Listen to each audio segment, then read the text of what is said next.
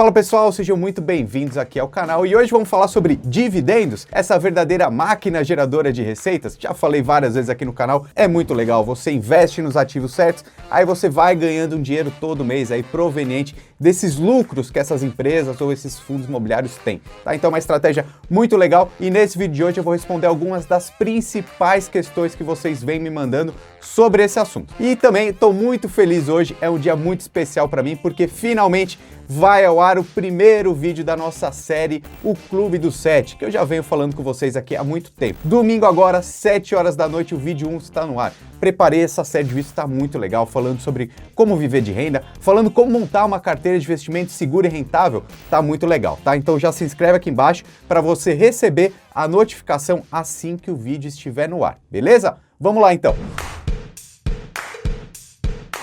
Olha só, galera, eu fiz um vídeo algum tempo atrás aí falando quanto rende R$1.000 investidos numa ação que é tida boa pagadora de dividendos, né? Que é a Itaúsa, a ITSA 4. Esse vídeo ele tá muito legal e a questão que eu vou pegar aqui veio justamente daquele vídeo, tá? Teve muitos comentários lá, já respondi alguns, mas esse daqui também tá bem legal. Inclusive vou deixar aqui em cima, tá? Depois passa lá para assistir esse vídeo que vai complementar também essa resposta que eu vou fazer agora, tá? Então olha só, o Revan ele fez uma pergunta, tá até um pouquinho confusa, eu vou dividir aos poucos para a gente entender isso junto, tá? Ele disse que viu uma publicação que a Itaúsa rende 27 a 28% de R$1.000 investidos em TSA 3, tá? Então já vou fazer um corte aqui, vamos aos poucos. Ele está falando da ITSA 3 e não da ITSA 4, então vamos primeiro esclarecer qual que é essa diferença, vou mostrar aqui na tela. Olha só, a ITSA 3 é a ação da Itaúsa e a ITSA 4 também é a Itaúsa, só que é ação preferencial, tá? A grande diferença aqui é que a ITSA 3 é uma ação ordinária que dá direito a voto, mas aí você precisaria ter muitas ações dessa ON para conseguir ter direito a voto em alguma assembleia da empresa, tá? Por isso que normalmente os investidores preferem as ações preferenciais, que seriam aquelas que terminam com o ticker 4, né? ITSA 4, por exemplo. Sabe por quê? Por causa da liquidez. Vou mostrar aqui na tela para vocês. Ó, só para você ter uma ideia, ó, é a mesma empresa, né? Então tem até valores parecidos. Ó, o ITSA 4 está 9,12 nesse momento, a ITSA 3 está 10,49. Tem uma diferença, mas não é grandes coisas. A grande diferença está aqui, ó. A liquidez média diária, ou seja, R$1.791.000 aí são negociados diariamente na ITSA 3. Vamos olhar na ITSA 4? São exatamente 226.339.000, ou seja, as ações da ITSA 4 são muito mais líquidas. E por que isso aí tem uma certa vantagem? Porque você consegue comprar e vender a qualquer momento. Tem muita gente querendo comprar. Se você quiser vender agora, vai ter alguém querendo comprar. E se você estiver querendo comprar, vai ter alguém também querendo vender, tá? Então, essas ações com muita liquidez tendem a ser mais vantajosas para o investidor, tá? Quando a gente fala de uma Itaúsa, por exemplo, tanto a preferencial quanto a ordinária, a com final 4 e a com final 3, tem bastante liquidez, tá? Então você não teria ali um problema de liquidez. Quando a gente for para ações menores, pode ser que você tenha algum problema de liquidez. De repente, o momento que você quiser vender,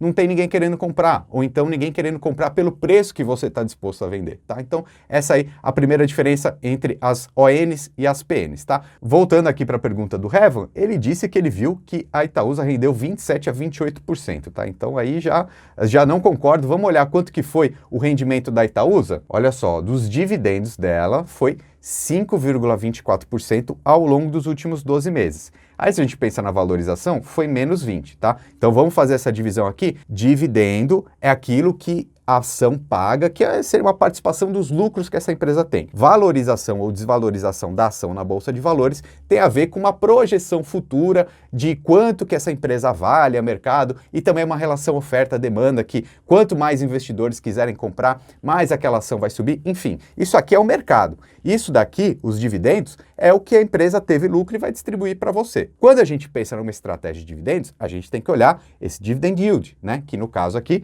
foi 5,24% ao longo dos últimos 12 meses. Então, basicamente, se você tinha R$1.000, quer dizer que você ganhou, então, R$50,24. É isso. Agora, o que a gente precisa ver também? Esse dividend yield, ele vai mudando muito. Deixa eu voltar aqui na tela para ver com vocês. Então, olha só, em 2020 e 2019, vamos ver as últimas vezes que a Itaúsa pagou dividendos, tá? Então, ela paga um dividendo magrinhos aí, ó, no mês 2 de 2021 já está programado, no mês 11 de 2020 também, no mês 8, no mês 5, no mês 2, aí ele pagou um dividendo aí bem grande em fevereiro de 2020, né? Pagou 2 vezes aqui. Agora, se a gente olhar para 2019, ele pagou um dividendo gordo em agosto e também em fevereiro, tá? Então, se a gente puxar os últimos 5 anos, vou até agrupar por ano aqui, ó, você vê que 2019 foi bem gordo, 2018 foi bastante também, 17 e 16 ficou mais próximo aqui do 2020, tá? Então, o que isso quer dizer? Quer dizer que em alguns momentos, se a empresa tiver muito lucro, ela vai pagar um dividendo maior, tá? Nesse caso, a gente está vendo aqui que foi 5%,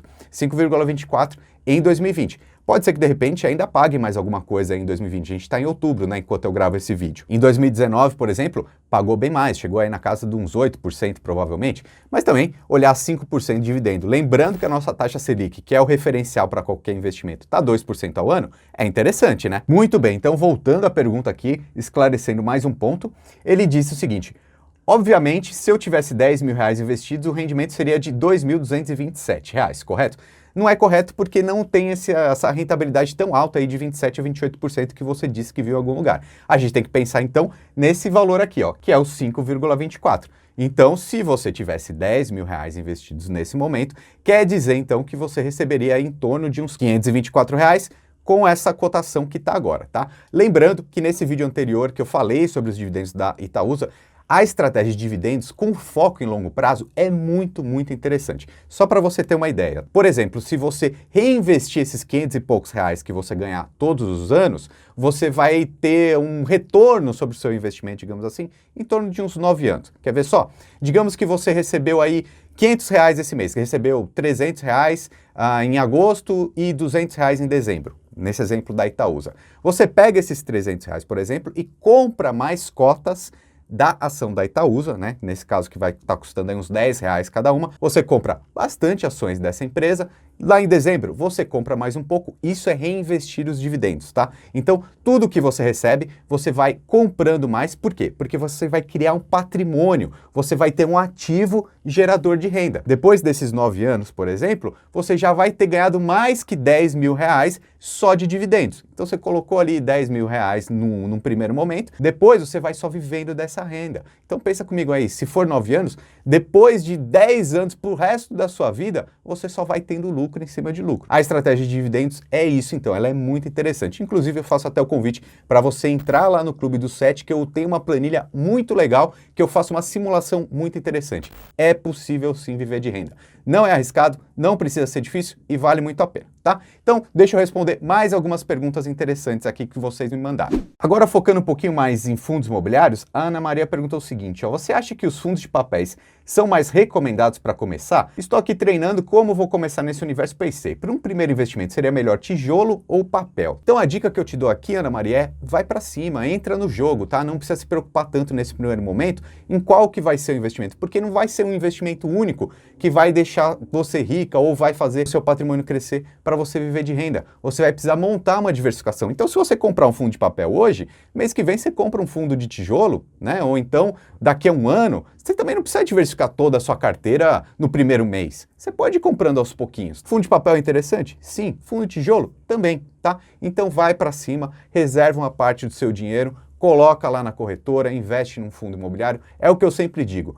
Você tem que criar o hábito de poupar e investir todos os meses, beleza? Os fundos de papéis, eles têm uma característica aí um pouco mais conservadora, sim, tá? Os fundos de tijolos é aquilo que eu já falei em outros vídeos. Se a economia começar a reaquecer, eles vão subir mais. Mas eu sempre costumo dizer que a grande graça ali, o interesse dos fundos imobiliários é os dividendos, né? Então você não precisa se preocupar tanto também com uma supervalorização. Os dividendos, eles são bem interessantes nesse ponto e costumam ser mais estáveis e mais seguros. Respondendo mais uma pergunta aqui agora da Lilian, ela diz o seguinte, se eu quiser vender esse fundo, tem que ser pelo home broker da corretora? Sim. Consegue vender fácil ou não? Como funciona essa parte? É por isso que eu expliquei da questão da liquidez agora há pouco. Os fundos imobiliários, os maiores, as ações maiores, não tem problema de liquidez. Por quê? Sempre tem alguém querendo comprar. Como eu falei aqui, uma ação da Itaúsa, por exemplo, tem mais de 200 milhões de reais diariamente sendo negociados. Ali o volume de negociação é bem grande. Então, não fica difícil vender mesmo esses ativos grandes. E mais uma pergunta aqui do Adilson, querendo saber sobre o P sobre VP, né? O preço sobre valor patrimonial acima de 1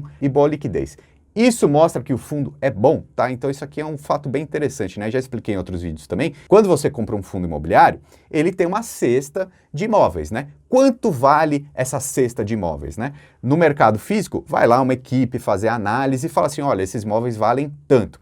Na Bolsa de Valores, a oferta e a demanda vai fazendo a flutuação, né? Esse preço ser muito mais volátil do que no mundo físico. Então, esse indicador é muito usado também na decisão das escolhas dos investimentos, né? A gente costuma chamar isso de preço sobre valor patrimonial, né? Provavelmente é mais justo quando isso daqui está mais próximo. E esse indicador, ele fica assim, bem próximo quando ele é 1.